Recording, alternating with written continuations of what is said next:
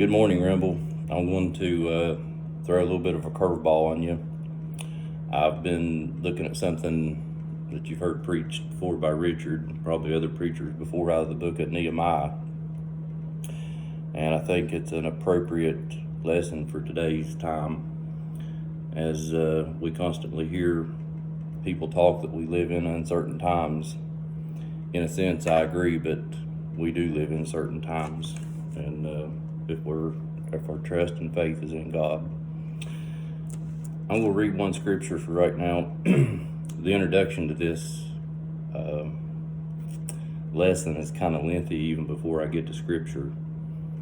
I've been looking at this for quite some time, and there was a little confusion on who was teaching tomorrow, so I'm going to throw a curveball with this one since I almost had it completed.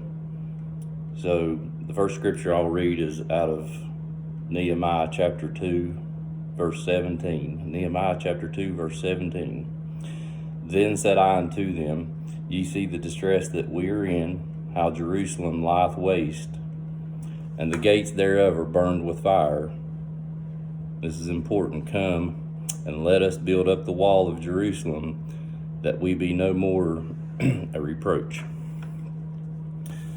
Nehemiah was a Jew who was born into captivity in Babylon. He had never seen Jerusalem before. But no doubt, he had obviously heard about Jerusalem's great history, the beauty of the city, the fame and the glory of the city, and how it was God's city. But now Nehemiah was visited by one of his brothers who gave a report of Judah's current condition. And that report was that the walls that was once great of that lovely city had been broken down, and the gates had been burned, and the people of Judah were living in uncertain times just as we are.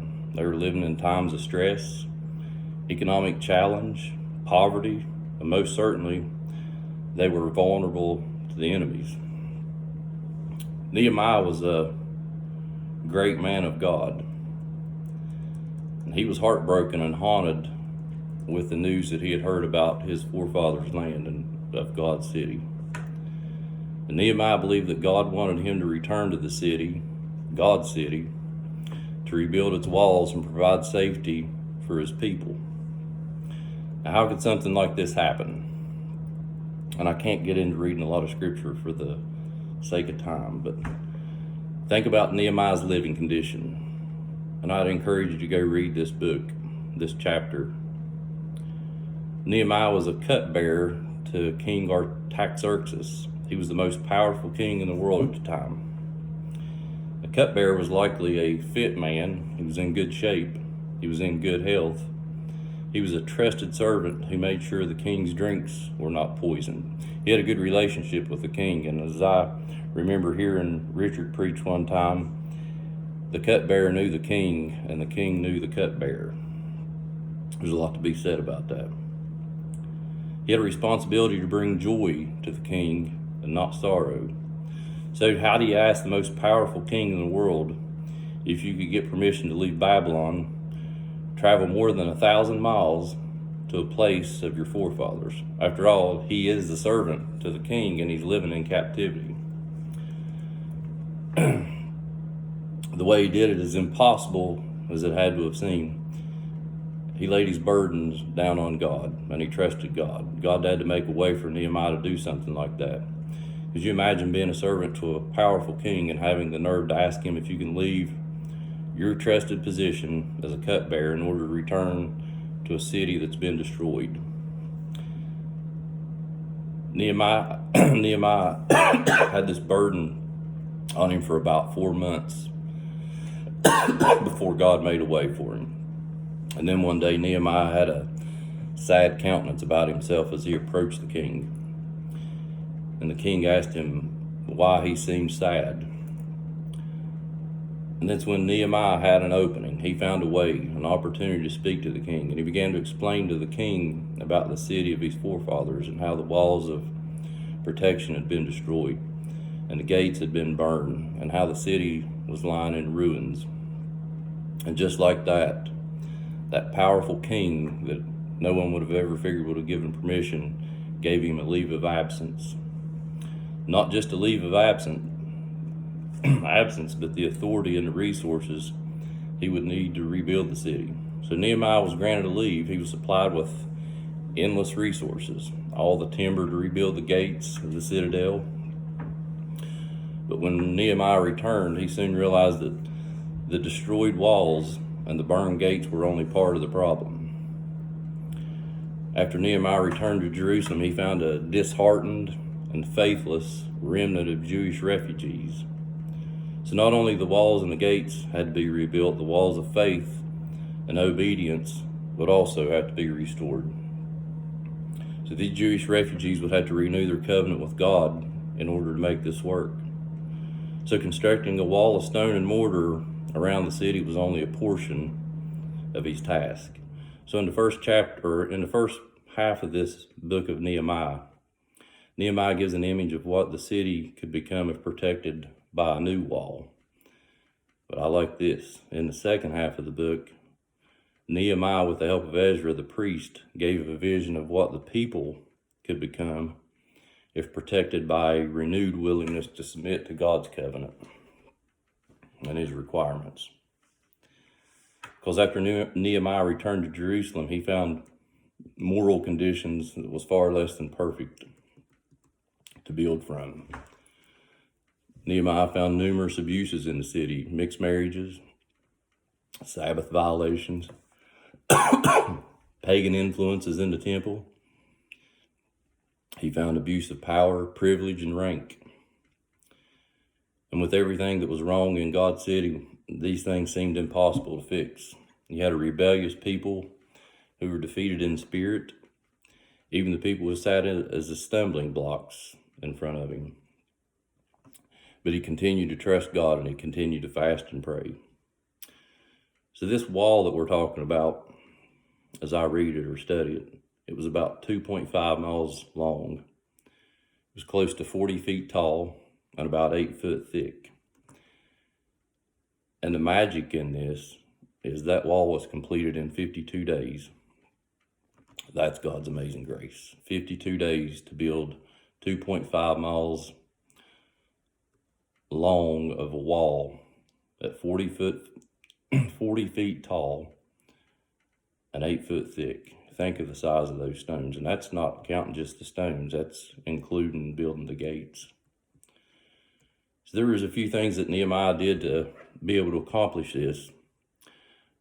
And I want to leave you just with a few of them before we close out. First thing Nehemiah had to do is he had to fix his focus.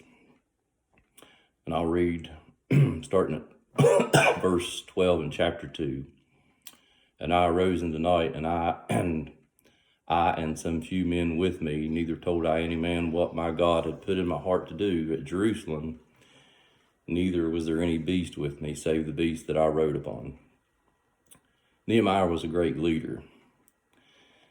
One of the best things that Nehemiah knew how to do is he knew how to get alone. I didn't say along. He knew how to get alone with God. He knew how to get alone to himself and just God and pray and fast, or fast and pray.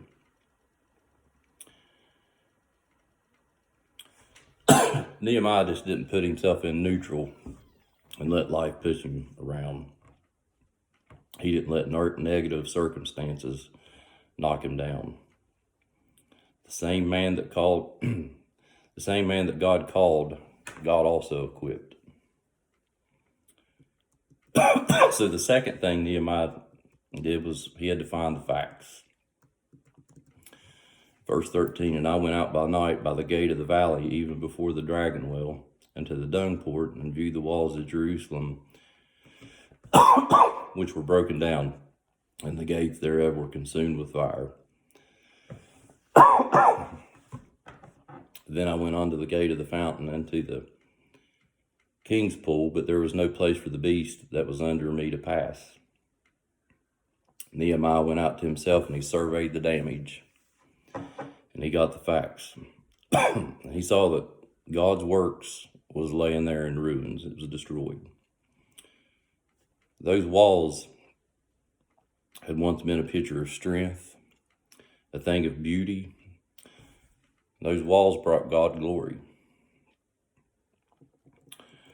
Those walls that were around Jerusalem were symbolic of God's protection, God's salvation. They were symbolic of God's glory. Several times this past few months, I found myself thinking that the walls around me have been crumbled too, several times. We have a same similar situation that's going on right now. Sometimes our problems with the walls are more spiritually than physically, and I think it was in that sense. You look around the world and it's sometimes easy to get caught up in the culture. But I can tell you right now, culture can never be a substitute for Calvary. So Nehemiah first fixed his focus. Then he found the facts, and thirdly, he forms a fellowship. Nehemiah found help. He had to get support from other people.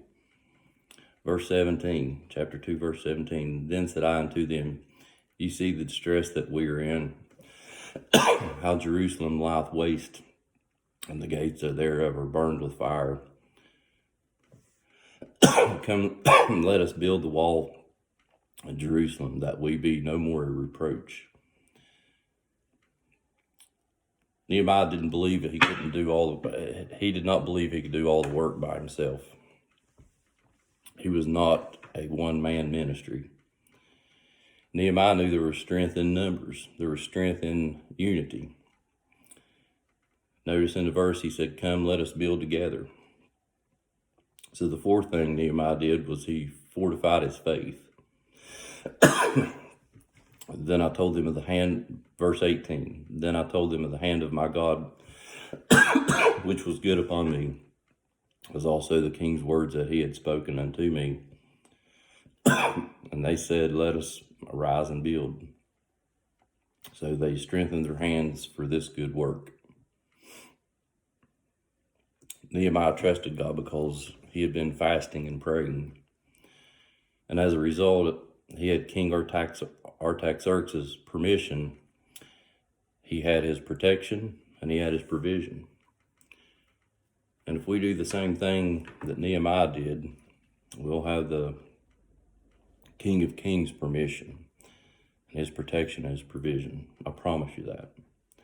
So after Nehemiah fortified his faith and their faith, the next thing he did was he had to, a lot of times what we do, we have to face the foe. So in verse 19, but when Sanballat the Horonite and Tobiah the servant, the Ammonite, and Geshem the Arabian heard it, they laughed us to scorn and despised us and said, what is this thing that ye do? Will ye rebel against the king? Then answered I them and said unto them, the God of heaven, he will prosper us. Therefore, we his servants will arise and build, but ye have no portion nor right nor memorial in Jerusalem. So a lot of times you'll find when you're trying to do a work in the name of Christianity or in the name of Christ, you'll always have naysayers. You'll always have somebody that opposes you, scoffs at you, makes fun of you. Adrian Rogers once said, the door of opportunity swings on the hinges of opposition. And I believe that's a good quote. Paul said there's an effectual door open to us and many adversaries. Lastly, Nehemiah didn't only face the foe, he fulfilled his function. Chapter 3, verse 1. Then Eliashib, the high priest, rose up with his brethren, the priests, and they builded the sheep gate. They sanctified it and set up the doors of it, even unto the tower of Mia. They sanctified it unto the tower of Hananel. And next unto him builded the men of Jericho, and next to them builded Zachor, the son of Imri. But the fish gate did the sons of Hesaniah build, who also laid the beams thereof, and set up the doors thereof, and the locks thereof, and the bars thereof. There's a pattern here. Look at how they accomplished building this. Each person has a designated spot. Each person had a work to do. Because no man can do everything. I'm only one. I can't do everything, but I can do something. So in closing, I'm going to go back and read chapter 2, verse 20 again. Then answered I them and said unto them, the God of heaven will prosper us. I could end it with that. See, we all must ask ourselves, do you have a portion in the work of God? Do you have a right in the work of God? Because there are two classes of people in this world. We have builders and we have destroyers. Which one are we?